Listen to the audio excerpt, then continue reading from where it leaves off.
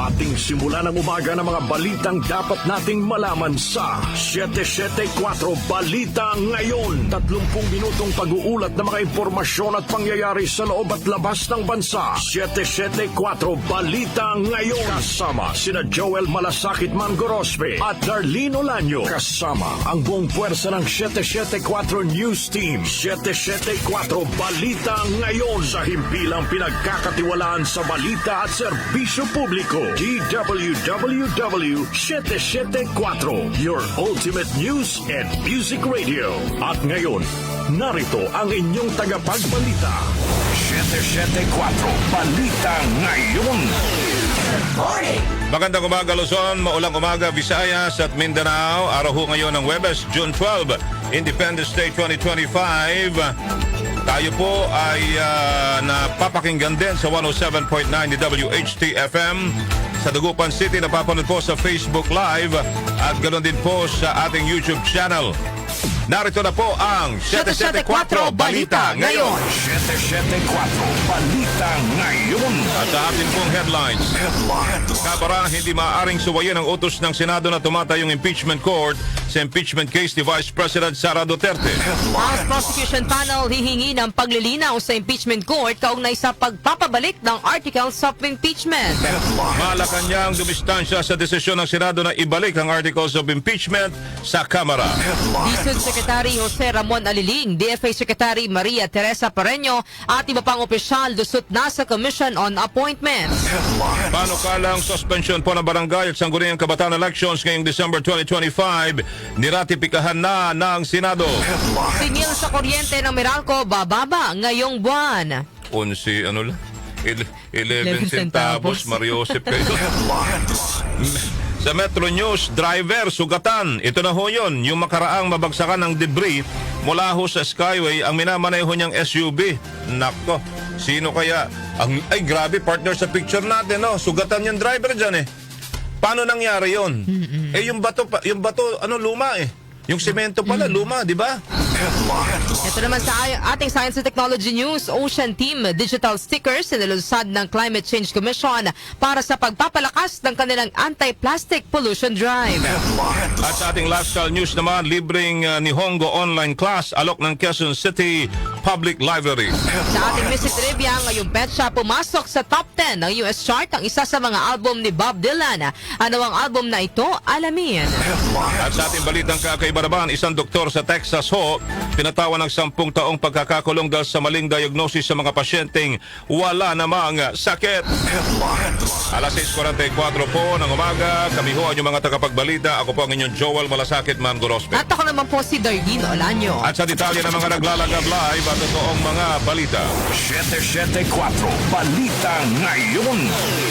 Iginiit po ni Senate President Francis Escudero na walang opsyon ang Kamara kundi tanggapin ang articles of impeachment laban kay Vice President Sara Duterte. Makaraang magdesisyon ang Senado bilang impeachment court na ibalik ito sa bababang kapulungan.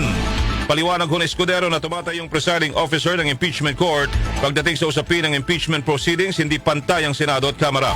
Iginit po ni Escudero pagdating sa impeachment korte ang Senado habang prosecutor naman ang Kamara at hindi ito mayaan tulad sa BICAM na kailangan nilang magkasundo sa isang bagay.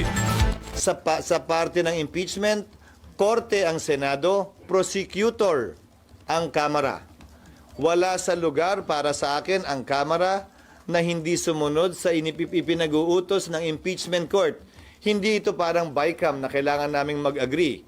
Ito'y kautusan galing sa impeachment court na nakatuon sa prosecutor na isa lamang partido sa kaso.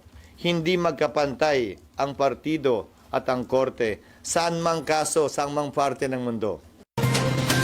Nanindigan din po si Escudero na ginawa ng Senado ng tama ang kanilang trabaho bilang impeachment court ang nakabatay sa impeachment proceedings at walang natalo o nakinabang sa kanilang naging desisyon.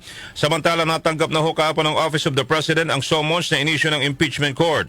Sa writ of summons, nakasaad ng ang 7 articles of impeachment na batayan ng reklamo. Binigyan ng 10 araw ang impeachment court si VP Sara Duterte para maghain ng sagot. Nakasaad naman sa summons na inatasang humarap ang Vice Presidente sa Senado sa petsa at oras na itatagda ng impeachment court. Ibinalik na articles of impeachment ng Senate Impeachment Court, hindi tinanggap ng Kamara. Nako, paano na yan? Balita naman ni Grace Mariano. Tanggapin ang ipinababalik ng Senate Impeachment Court na Articles of Impeachment laban kay Vice President Sara Duterte. Ang hakbang ay isinulong ni House Deputy Majority Leader Faustino Ino D. V. sa huling plenary session ng Kamara sa ilalim ng 19th Congress na sinang-ayunan naman ng mga kongresista. Ayon kay D, hindi tatanggapin ng Kamara ang ibinabalik na Articles of Impeachment hanggat hindi tumutugon ang Impeachment Court sa hinihinging klarifikasyon o paglilinaw ng House Prosecution Panel. I move to defer acceptance of the articles of impeachment until such time as the Senate, sitting as an impeachment court, has responded to the clarificatory queries raised by the panel of prosecutors relative to the remand of the subject articles. Mr. Speaker.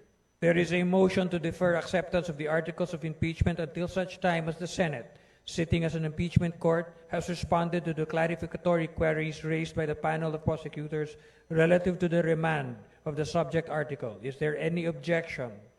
The chair hears none. The motion is carried. The Secretary General is so directed accordingly. Ito si Grace Mariano para sa DWWW 774, your ultimate music radio. Hindi nila tinanggap. Di ba? Hindi ho tinanggap ng Kamara ito pong articles of impeachment na ibinilik po ng Senado sa kanila. Okay? So tignan ho natin na ang susunod na kabanata. 774 Balita Ngayon.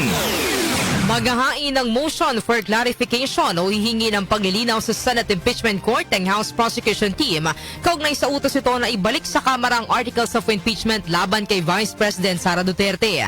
Ayon sa isang miyembro ng House Prosecution Team na si Batangas Congresswoman Jervil Luistro, nalalabuan sila sa naging hakbang o utos ng Impeachment Court.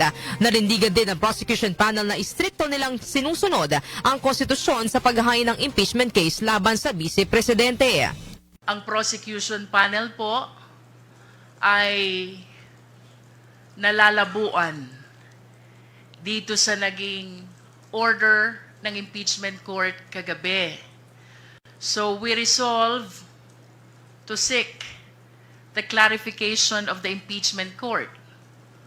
With respect to the first order about the certification pertaining to our compliance with the Constitution in filing the impeachment complaint, we maintain our position. Sumunod po kami fully and strictly to the requirements of the Constitution.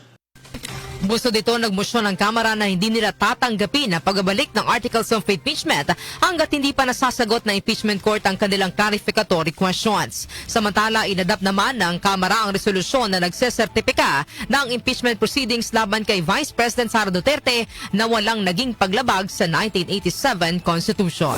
774 Balita Ngayon. Ang oras ho natin, 11 minuto bago mag alas 7 ng umaga. Hindi ho nagbago ang posisyon ng Malacanang sa usapin ng impeachment sa kabila ng desisyon ng Senator Judges na ibalik sa Kamara ang Articles of Impeachment laban kay Vice President Sara Duterte. Ayon kay Palace Press Officer Claire Castro, hindi sila makikialam dito dahil alam ng mga senador ang kanilang ginagawa at sila rin ang mananagot kapag naningil ang taong bayan. Pasaring pa ni Castro, kung may ilang senador na abala sa pagtatanggol sa proseso at kay BP Sara, abala rin anya ngayon ang Pangulo sa pagtugon sa mga pangunahing problema ng bansa.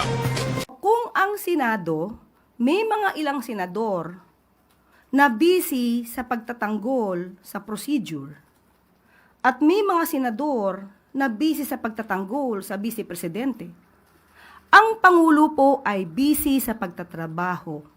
Gusto niya sana, katulad ng ating sinabi kanina, maibigay ang mababang presyo ng bigas, makapagbigay ng mababang presyo ng mga pangunahing bilihin sa merkado, at maibisan ko ano pong paghihirap ang naranasan ng ating mga kababayan sa ngayon. Okay, maganda yan. Maganda yun. Gate pa ho ni Castro, malino sa ngayon ay ang paniniwala ni Pangulong Marcos Jr. na dapat to magkaroon ng transparency at pananagutan ng lahat ng opisyal ng gobyerno at dapat ay nakabatay sa saligang batas at rule of law ang anumang gagawing proseso. Naniniwala naman si Castro na walang magiging negatibong epekto sa Pangulo ang posibilidad na ibasura ang impeachment case dahil hindi naman siya kasali sa mga debate at pagtalakay ng Senado sa reklamo. Samantala sa ating field report, pagpreserba sa karapatan, kalayaan at kabayanihan ng mga ninuno ng bansa, mensahe ni PBBM ngayong Araw ng Kalayaan. Chanel Salazar sa report. Kinilala ni Pangulong Ferdinand Marcos Jr. ang kabayanihan ng mga ninuno ng bansa kasabay ng panawagan ng pagkakaisa at pagpupunyagi tungo sa kaunlaran ngayong ika-127 anibersaryo ng kalayaan ng Pilipinas. Sa kanyang opisyal na mensahe, binigyan diin ng Pangulo ang mahalagang papel ng mga bayani na nag-alay ng buhay para sa kasarinlan ng bansa noong 1898 sa Kawit, Cavite. Ang kalayaan anyang tinatamasa ng mga Pilipino ngayon ay bunga ng sakripisyo at kabayanihan ng mga naunang henerasyon. Ayon sa Pangulo, dapat ipagpatuloy ng bagong henerasyon ang taglay na tapang na ipinamalas na ating mga ninuno habang pinagtatanggol ang bayan laban sa mga nagnanais na pahinain ang lakas ng sambayanan. Hinimok din ng Pangulo ang mga Pilipino na gamitin ang kakayahan at karakter para sa kabutihan ng bayan at magtulungan para sa progreso, katatagan at kaunlaran hindi lamang sa kasalukuyan kundi para na rin sa susunod na henerasyon. Ako si Chanel Salazar ng DWWW 774, your ultimate music radio. Maraming salamat sa iyo, Chanel Salazar. 774 Balita Ngayon. Sa pambalita, Defense Secretary Gibo Teodoro nananawagan ng pagkakaisa at pagtatanggol na sa soberanya ngayong araw po ng kalayaan. Angel Garcia sa detalye.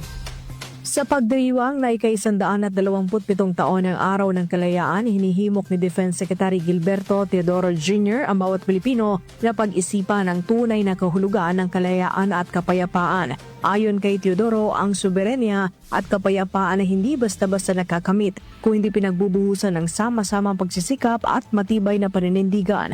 Binigyan din pa nito na sa mundo ngayon na puno ng tensyon, hindi ligtas kahit ang mga isla o malalahing bansa sa mga hamon sa kanilang kasarinlan. Sa ilalim anya ng administrasyon ni Pangulong Ferdinand Marcos Jr., pangunahing layunin ng pagpapalakas ng kakayahan ng bansa, mas maayos sa koneksyon sa mamamayan at pagtiyak na nararamdaman ng bawat Pilipino ang benepisyo ng gobyerno. Babala pa ni Teodoro na sa bawat araw na pinababayaan natin ang ating depensa, lalo anya tayong nawawalan ng kakayahan para maging tunay na malaya at maunlad. Kasunod dyan na nanawagan si Teodoro sa sambayan ng Pilipino na magkaisa at gamitin ang kanya-kanyang galing para sa ikabubuti ng bayan. Angel Garcia ng DWWW 774, your ultimate music radio. Maraming salamat, Angel Garcia. 774 Balita Ngayon. Samantala, lusot na sa Commission on Appointments o CA ang ad interim appointment ng Department of Human Settlements and Urban Development Secretary Jose Ramon Aliling at Department of Foreign Affairs Secretary Maria Teresa Pareño Lazaro. Kasabay din sa inaprubahan ng CA ang ad interim appointment ng 118 General Flag Officers ng Armed Forces of the Philippines at 59 Foreign Service Officials ng Department of Foreign Affairs. Kahapon ang huling araw ng sesyon ng 19th Congress at ng CA, kaya ilang kalihim ang hindi naisama sa confirmation hearing. Kabilang dito sina PCO Secretary Jay Ruiz at DICT Secretary Henry Roel Aguda, kung saan kinumpirma ni Senador Joel Villanueva na maituturing ng bypass ang ad interim appointment ng naturang mga opisyal at kailangan silang i-reappoint ni Pangulong Ferdinand Marcos Jr. Ganon? Kailangan ni i-reappoint dahil na-bypass Si na. Jay Ruiz na-bypass? 774 Balita Ngayon. 6 na minuto na lamang po bago mag-alas 7 ng umaga. Si iba pa naglalagab live na balita, niratipikahan na po ng Senado ang Bicameral Conference Committee Report ng Senate Bill 2816 o 2816 at House Bill 11287 kaugnay po sa disagreeing provisions ng panukalang suspensyon ng barangay at sangguniang kabataan elections na nakatagda sa December 2025.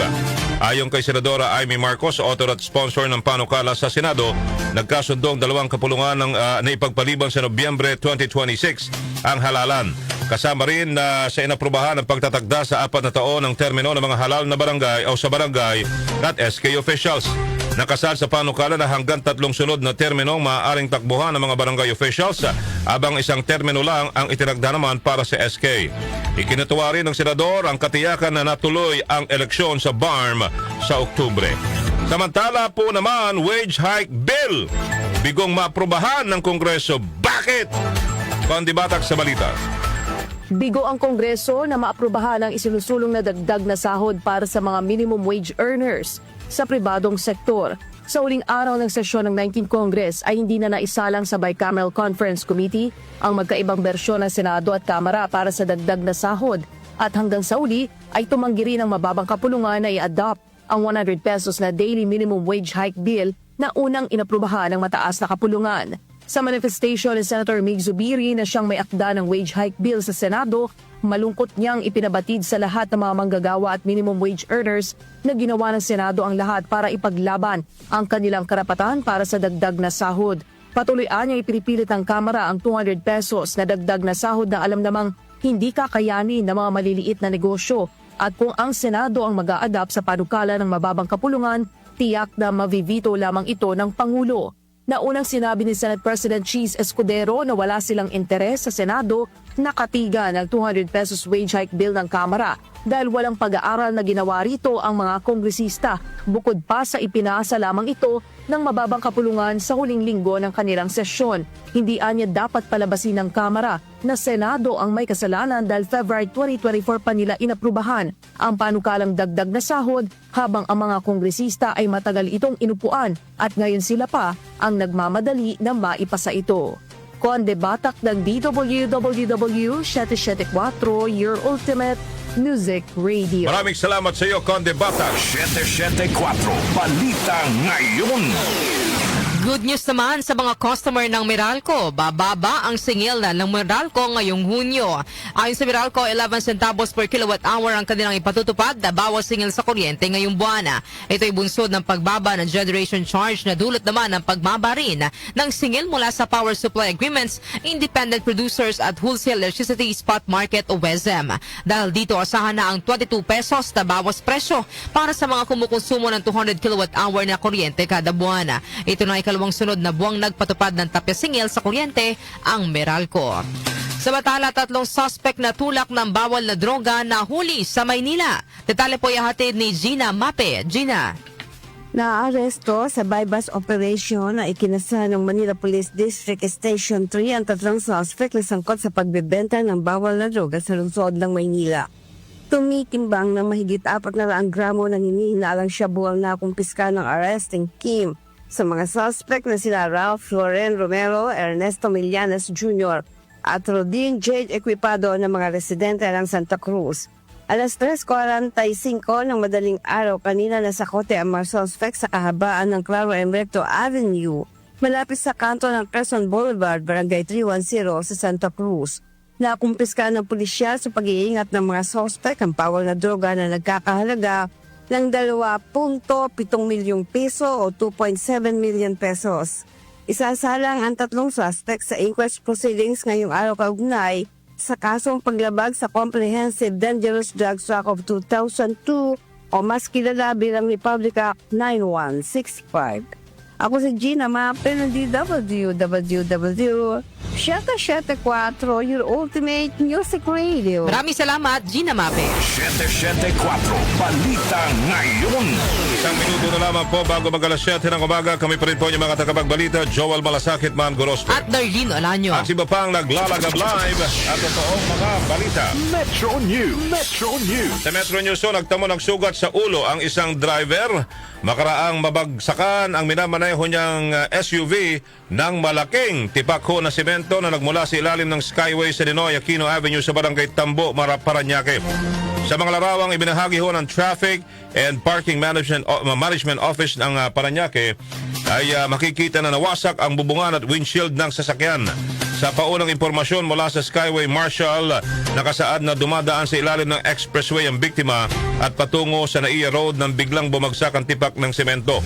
Nagpapatuloy po ang investigasyon sa insidente. Yun yung nakakatakot, partner.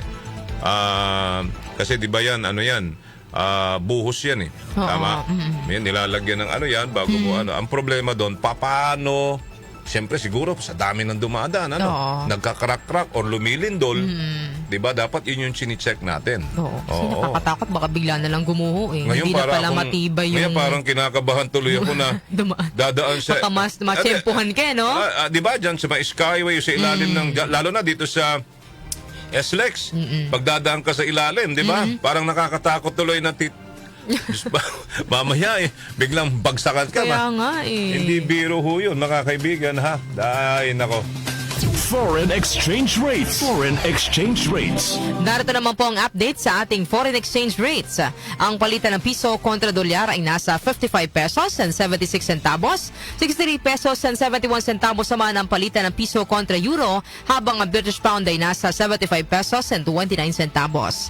Ang palitan naman ng piso kontra Saudi Riyal ay nasa 14 pesos and 87 centavos, habang ang Japanese yen ay nasa 39 centavos.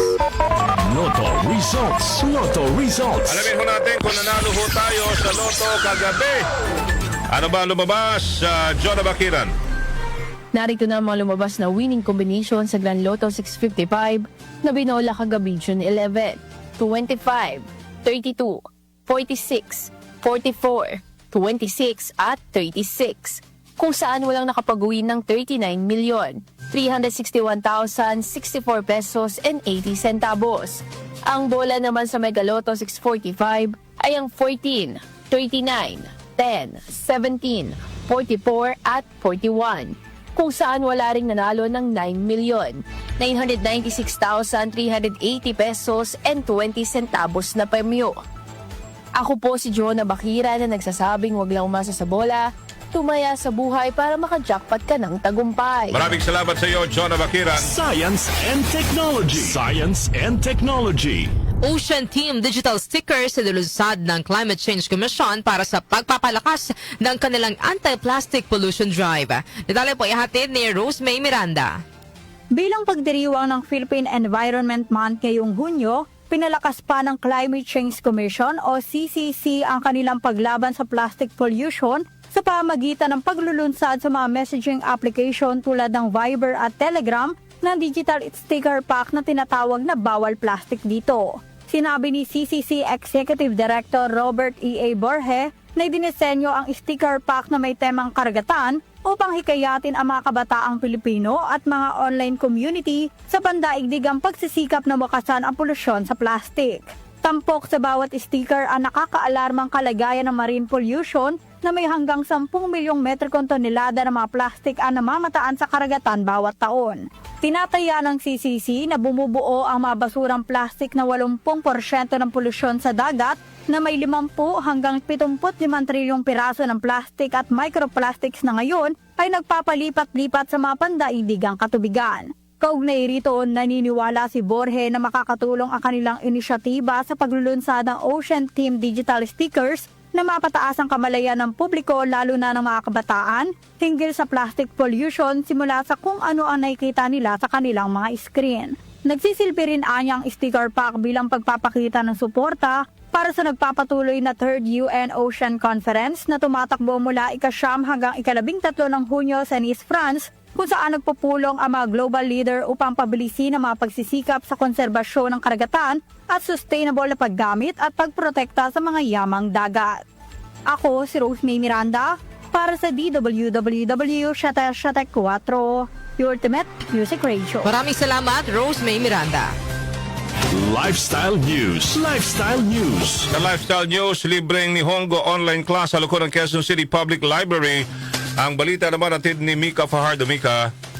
Nag-aalok ng libreng online Japanese language o Nihongo classes ang Quezon City Public Library o QCPL simula sa June 19. Ayon sa QCPL, ang mga klase ay dinisenyo para sa mga nagsisimula palang mag-aral ng Nihongo at sumasaklaw sa pangunahing grammar, vocabulary, pang-araw-araw na pagbati, pati na rin ang mga pangunahing kaalaman sa mga sistema ng pagsulat ng katakana at hiragana. Ang mga klase ay pangungunahan ng mga instructor at trained volunteers mula sa Jellyfish Education Philippines Inc. na official partner ng QCPL mula nang inunsa ng programa noong 2019. Ang mga klase ay walang bayad ngunit limitado lamang sa unang 500 na kalahok dito. Dapat magrehistro ang mga interesadong individual sa pamamagitan ng Facebook page ng QCPL at kapag nakapagrehistro na, makakatanggap sila ng confirmation email. Kailangan nilang kumpirmahin ang kanilang pagdalaw sa loob ng 24 na oras at kung hindi, ang kanilang stat ay ibibigay sa waitlisted. Bukod sa 2 oras na klase sa June 19, magkakaroon pa ng 5 round ng libreng Japanese classes ngayong taon ayon sa website ng QCPL. Ako po si Mika Fajardo ng DWWW 774 Ultimate Music Radio. Maraming salamat sa iyo, Mika Fajardo. Music Trivia. Music Trivia. Ngayong petsa, pumasok sa top 10 ng US chart ang isa sa mga album ni Bob Dylan. Ano ang album na ito? Alamin po natin sa Music Trivia ni Kenny Gacosta. Blessed Thursday morning! Narito na ang hatid ko sa inyong music trivia. Ngayong petsa na ito, June 12 taong 1967, pumasok sa top 10 ng US chart ang album ng American singer-songwriter na si Bob Dylan na Bob Dylan's album Greatest Hits. Ang Bob Dylan album's Greatest Hits ay nirelease noong March 27, 1967 sa ilalim ng Columbia Records. Binuo ni Bob Dylan ang naturang album sa panahon ng kanyang recovery mula sa isang aksidente sa motorsiklo. Ang mga kanta sa Bob Dylan's album Greatest Hits ay compilation ng mga awitin niya na pumasok sa top 40 single hanggang 1967. Gayun din ang mga sumikat na singles na ni-record ng iba pang artists. Kabilang sa mga nasa 12 tracklist nito, ang Blowin' in the Wind, The Times They Are A-Changin', Like a Rolling Stone, Mr. Tambourine Man at Just Like a Woman. Ang Bob Dylan's album Greatest Hits ay 5 beses na ginawara ng Recording Industry Association of America o RIAA ng Platinum Awards at naging best-selling album niya sa Amerika. At yan, hatid ko sa inyong music trivia. Ako si Kenny Gacosta ng DWWW 774, your ultimate music radio. Maraming salamat, Kenny Gacosta. Kakaiba! Sa balitang kakaiba, isang doktor po sa Texas. Tawa ko saan yung Texas malapit. Saan ang Texas? Ikaw naman, yan na naman tayo sa Saan? Texas. Doon papuntang Camarines. Oo, Texas, Camarines Sur. Pinatawan yung doktor ng 10 taong pagkakakulong dahil sa maling diagnosis sa mga pasyenteng wala namang sakit. Ako. Doc Justin, iwasan mo to ha. Doc, balita mo na. Yes, good morning. Joel at Ternin, narito nating balitang kakaiba ngayong araw na ito ng kalyaan. Napatunayang guilty ang isang doktor sa Texas sa kasong fraud dahil sa maling diagnosis nito sa mga pasyenteng wala namang sakit. Ayon sa mga otoridad, kahit palusog naman ng isang pasyente, ay sinasabi ng doktor na si George Zamora Quesada, 67 years old, isang rheumatologist na mayroon itong malang sakit para mapilitan itong magpagamot at magpates kahit hindi naman kailangan. Nagbibigay din ng mahal na gamot ng doktor na nagdudulot pa ng side effects sa mga pasyenteng wala naman talagang sakit. Napag-alaman ding kumikita si Zamora Quesada ng mahigit $118 million sa pandoloko at umabot sa $28 million ang binayaran ng mga insurance company sa kanya. Dahil dito umabot na sa 13 ang ari-arian ng doktor at nakabili rin ng isang private jet at sports car. Makarang mapatunayang guilty ay pinatawan ng 10 taong pagkakakulong ang doktor at maharap din sa 3 taong supervised release. At tinutusan din siyang ibalik ang $28 million kasama ang kanyang mga ari-arian at mamahaling gamit. Wala talagang forever sa paggawa ng kamalian. Minsan pa, ang balik ay may interes. Kaya sa tama lang tayo. Ako po si Doc Justin. Just out ako. Thank you. Maraming salamat. Tinan nyo yun. Pero alam mo, pag gumawa ka ng kabutihan, partner, ayon kay Joel 2:25, kaya naman yan, Joel 2:25, sa Old Testament. Alam mo, di ba yung sinasabi niya, di ba? I will give you back 7 times what you lost. Galing, no? Correct. Okay. At yan po, ibigay muna natin yung topic ulit natin. Yes, muli Kasi po. may mga sumasagot na rin, ano daw malaya. Parang may question mark yung salita. Malaya. Parang duda pa Okay, no? duda pa eh. So ito po ang ating katanungan ngayong araw po ng Webes. Tunay nga ba tayong malaya? Okay. At ang isa pa po nating topic, pabor ba kayo na iurong sa November 2026 ang barangay at sangguniang kabataan elections at gawing 4 na taon ang termino ng mga barangay official? At yan po ang kabuuan ng ating balitaan ngayong araw ho ng Independence Day, 127th anniversary, June 12, 2025. Kami ho yung mga naging tagapagbalita. Darlene Olanyo. Ako naman po, Joel Malasakit, Margo Rospe. At ito po ang 774 Balita Ngayon. Oras, alas 7:10 na po ng umaga.